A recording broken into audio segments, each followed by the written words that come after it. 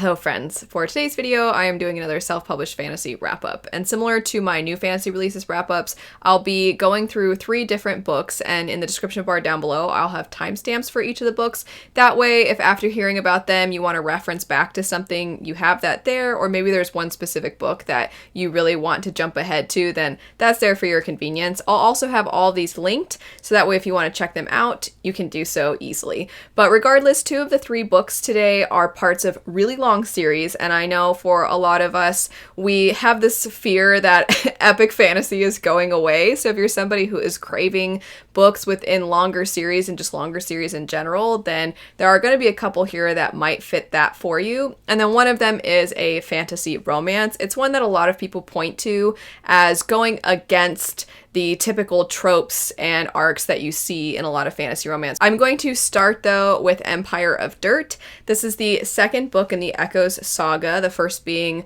The Rise of the Ranger. And because it's a sequel, I can't say too much about the plot itself, as that would obviously be spoilery. I'll give a brief overview of the plot from the first one and the general setup, and then I'll mention specifics about the second that are spoiler free. So The Rise of the Ranger is the first in a truly epic fantasy story. You get so many perspectives, you get so many different fantasy races, there's so many moving pieces on the chessboard that is this fantasy world.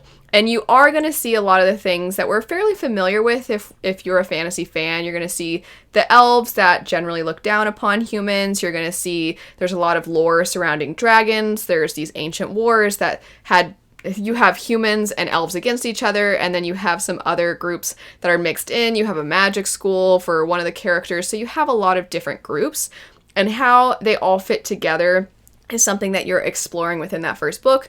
And our main protagonist, I would say, is our main character, Asher. And Asher is extremely intriguing right from the start. It doesn't seem as though he belongs in the time in which he is currently living, as in the opening, you see that something happened with this attack on a city. He was whisked away, he was running, and then all of a sudden he turned around and that city that he was just in is gone. There's somebody who finds him and is like, okay, come with me. And then you jump ahead, and the next time you see him, he is a grown man who's obviously lived some life. He has now a mysterious middle part of his life that you're like, what happened in that chunk of time? But then on top of that, you do have the character that has gone to a magic school, and you're wondering, how is that person gonna contribute to this plot line over here. You have a character who is essentially like a knight or a paladin, and they're very set on honor, especially because they have kind of a mysterious familial drama past going on for them.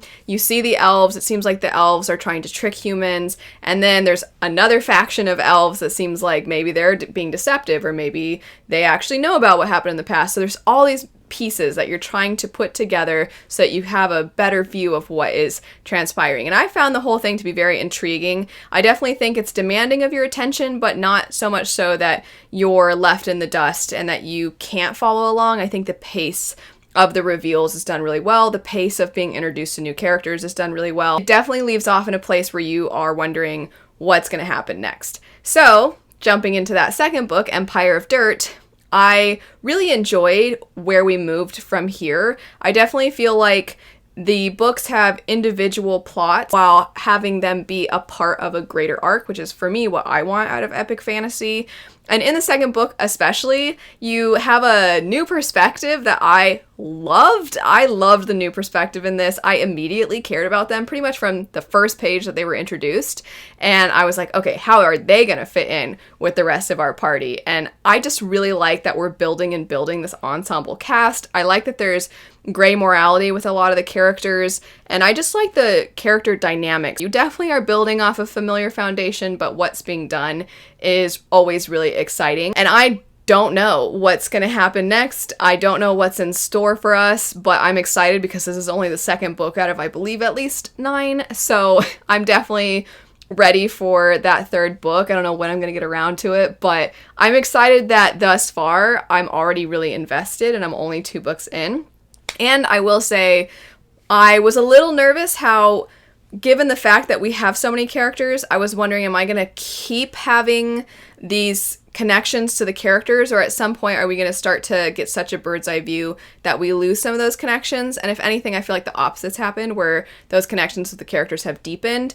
You don't really get a ton of on-page character work happening because the plot is always moving forward. I wouldn't say important things are glossed over by any means. I think part of the reason the series is so long is because you'll have a whole plot line dedicated to, you know, an uprising in this one city, and then that's going to take up a lot of that book's arc, but that plays a role in what's building and building across the series.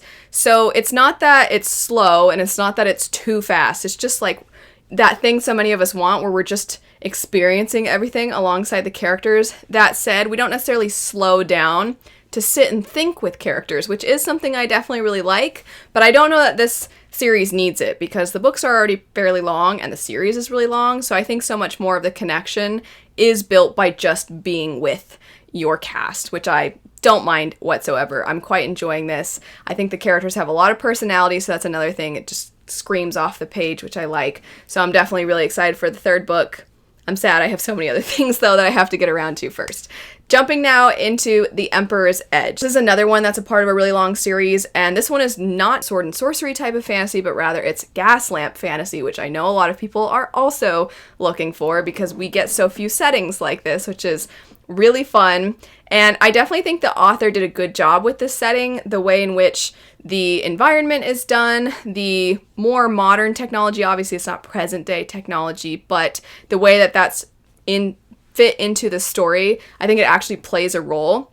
And for me, if there was a formal new adult age range, not in the way that so many of us think of it, where we think, oh, just a lot of on-page scenes that are intimate, but everybody behaves really immature, that kind of stereotype that I think a lot of us hold with new adults. This is not what I mean by that. What I mean is that it actually feels like characters that are experiencing things that people between the ages of, we'll say 18 to 25, as I think that would be probably a pretty good age range for new adult if it was its own formal section. It has a lot of themes that I think people within that age range can relate to. For example, our main character, Amaranth, is somebody who she has a job that she absolutely loves. She's very dedicated to it.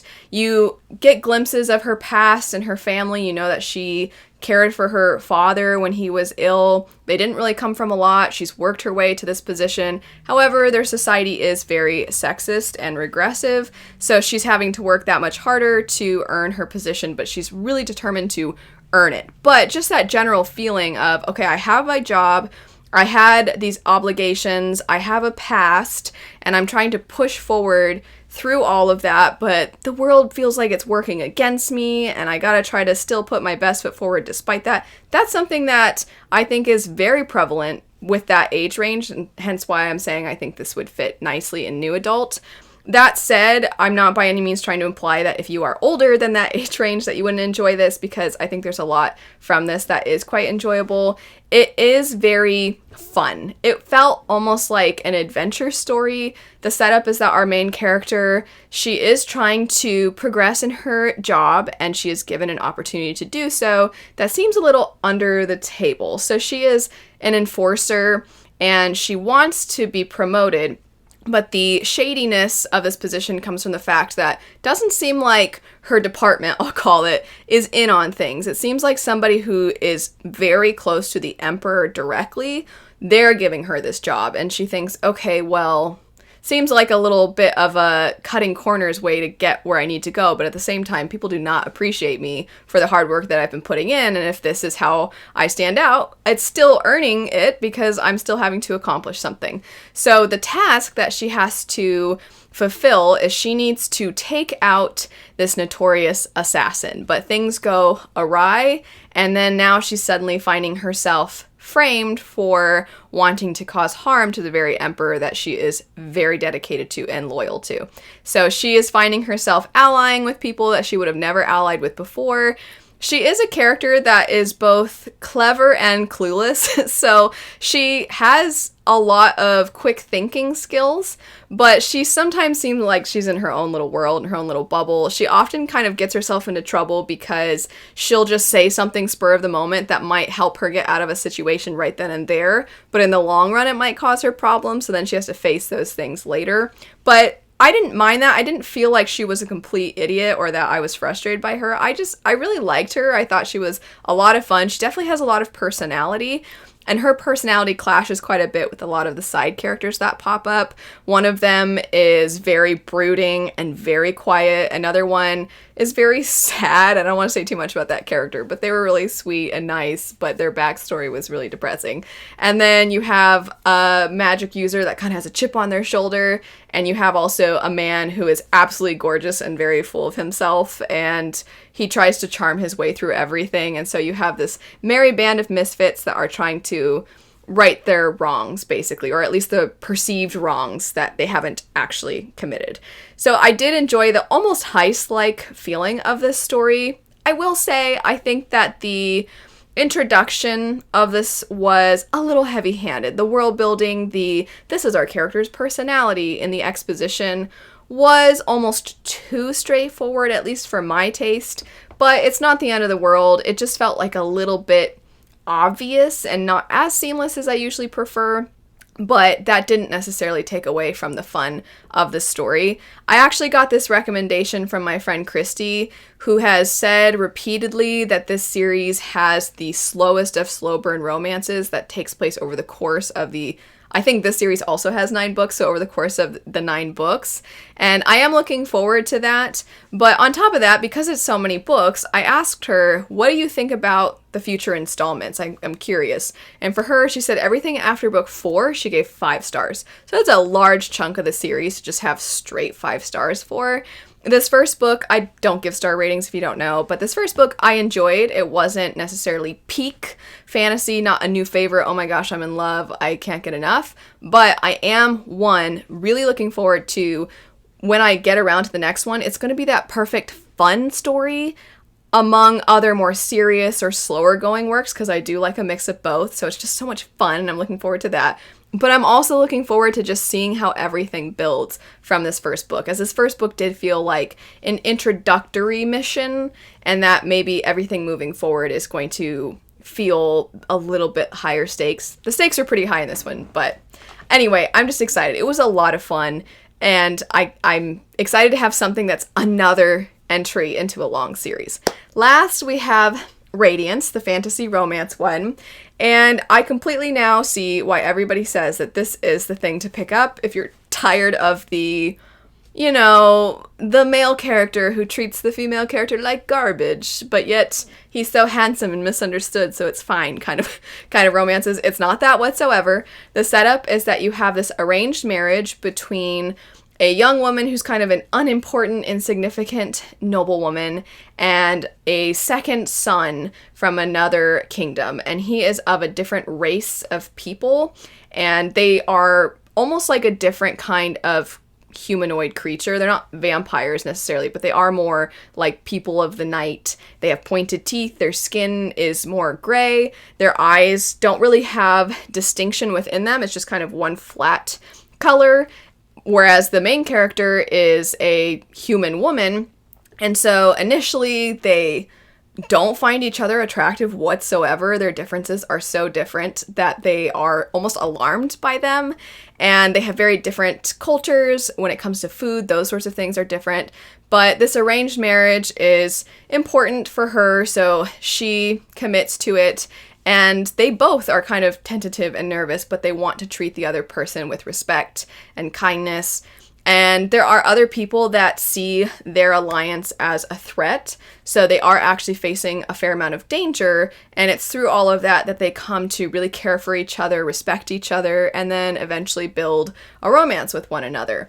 And the way in which they talk to each other is pretty cute, I will say. They start out by being very upfront, because she's like, be honest, do you think I'm hideous? And he's like, yeah, I do, because you're your eyes, like there's so much white to your eyes, and your teeth are like horse teeth, and like, so he's got his own things, and he's like, what about me? And she's like, if you had shown up under my bed when I was a kid, I would have bludgeoned you to death because you look like a monster. And he thought that was super funny. And so they just like tease each other a lot of the book, like, oh, you're so hideous, you and your pink skin, or like you and your sharp teeth, or whatever. And it's said in a very joking way, like they're friends and they banter, and it sounds like it would be mean to be like, you have horse teeth, but it's actually done really cute, and the dynamic is just quite nice. It was nice. I do think that the fantasy elements and the plot elements, you know, they weren't the focus. It wasn't that perfect blend of fantasy and romance that I'm still on the hunt for. But as far as a romance in a fantasy world, I think this was great because the romance was actually sweet. I thought it built really well. It had a good foundation. And then once things started to progress, you actually cared about their relationship. And then when threats happened, you didn't want either party to be hurt because you're like, but I just want them to be happy. And that's nice. That was nice. It is the first in a series, and I have heard that the other books aren't as strong, but I do plan to pick those up and see what I think of them. But I did enjoy exploring the relationship between those characters, and I would enjoy that kind of relationship building in a more fantasy-heavy world. I'm still looking for that, but I definitely enjoyed this, and I understand now the hype for it. But anyway, that's it for some self-published fantasy works. If you've read any of these, feel free to say what your thoughts were in the comments down below, and if you're interested in checking any of these out, like I said at the beginning, I'll have them linked in the description bar. Thanks so much, though. I hope you have a great rest of your day, and I'll see you later. Bye.